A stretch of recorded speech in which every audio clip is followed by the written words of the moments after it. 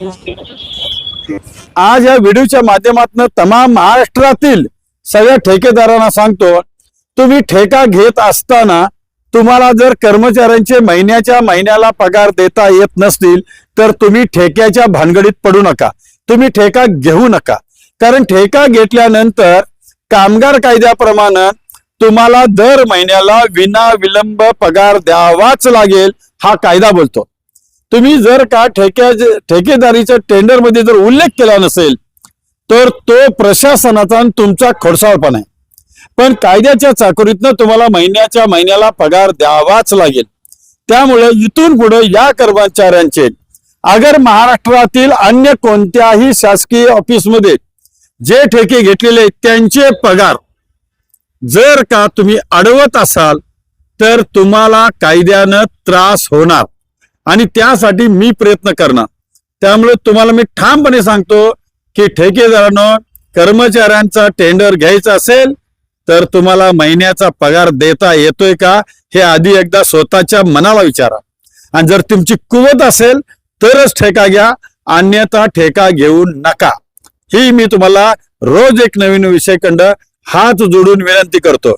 त्याचबरोबर या कर्मचाऱ्यांना वेट बिगारीसारखं तुम्ही राबवून घ्यायचा अधिकार नाही.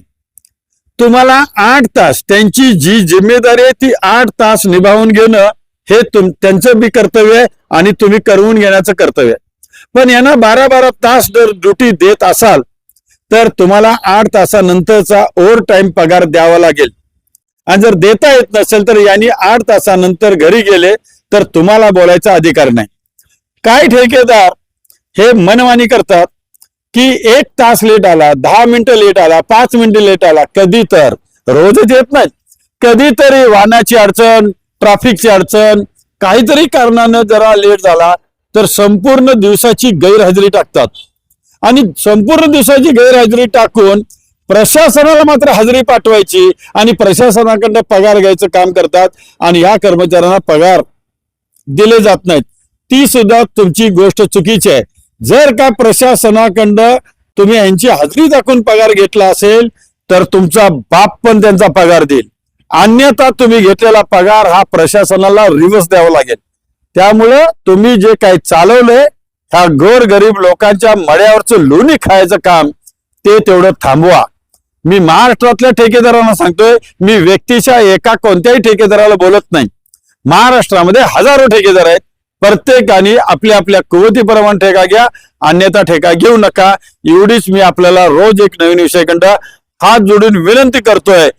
आणि माझ्या या आंदोलनामध्ये या ठिकाणी वांगी या भागातून आम आदमी पार्टीचे कार्यकर्ते पण आले, त्यांनी पण मला साथ दिली.